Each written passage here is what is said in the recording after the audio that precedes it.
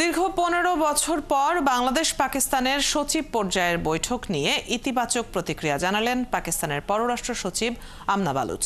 স্বাধীনতার আগে পূর্ব পাকিস্তানের প্রাপ্য $4.52 বিলিয়ন সহ অন্যান্য সম্পদ ফেরত পাওয়া, ৭১ গণহত্যার দায়ে ক্ষমা চাওয়া আর আটকে পড়া পাকিস্তানিদের ফেরত নেয়ার মতো অমীমাংসিত ইস্যুগুলো উত্থাপন করেছে বাংলাদেশ।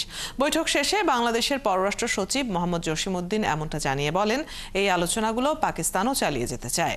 এদিকে ঢাকা সফররত যুক্তরাষ্ট্রের 2 উপসহকারী পররাষ্ট্রমন্ত্রীর সাথে বাণিজ্য ঘাটতি কমানো সহ নানা বিষয়ে আলোচনা হয়েছে। বিস্তারিত জানাচ্ছেন Nadia Sharmin.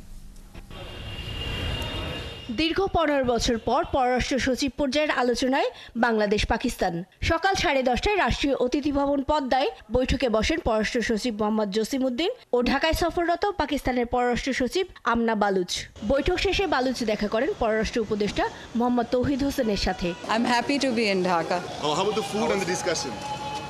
Very nice, thank you. পরে প্রেস ব্রিফিংয়ে পররাষ্ট্র সচিব জানান, পাকিস্তানের সাথে আলোচনায় অমীমাংসিত ইস্যুগুলো তুলে ধরেছেন তারা। 1971 সালে পাকিস্তানের তৎকালীন সশস্ত্র বাহিনীর কর্তৃক সংঘটিত গণহত্যার জন্য আনুষ্ঠানিকভাবে ক্ষমা চাওয়া $4.3 বিলিয়ন। আমরা আজকে আলোচনায় এই ফিগারটাই বলেছি। এটা একটা।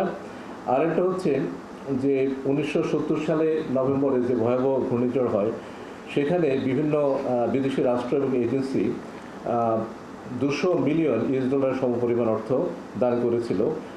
সেটারও আমরা এই বৈঠকে হিস্সা দিয়েছি। পাকিস্তানে ফ্লাইট চালু সহ অর্থনৈতিক ও বাণিজ্যিক সম্পর্ক বৃদ্ধি, কৃষি, মৎস্য, পশু সম্পদ এবং রোহিঙ্গা ও পর্যটন সহ নানা ইস্যুতে আলোচনা হয়। আমরা পাকিস্তানের সাথে যেভাবে এঙ্গেজ হচ্ছি, সেটার ফাউন্ডেশন হচ্ছে মিউচুয়াল রেসপেক্ট, পরস্পরের প্রতি শ্রদ্ধা এবং মিউচুয়াল বেনিফিট।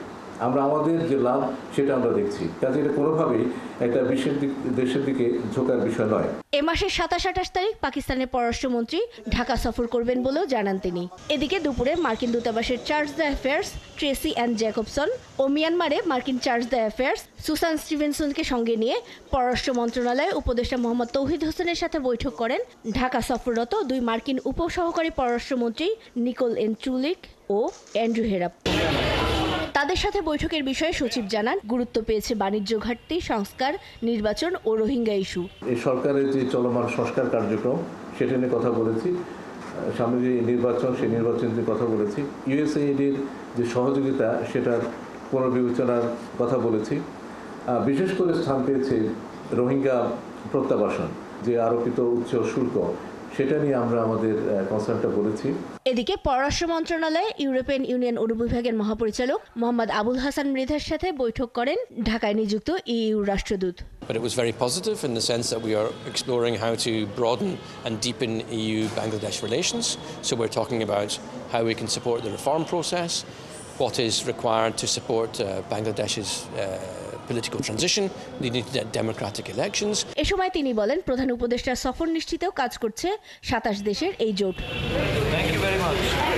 নাদিয়া শারমিন, 71, ঢাকা।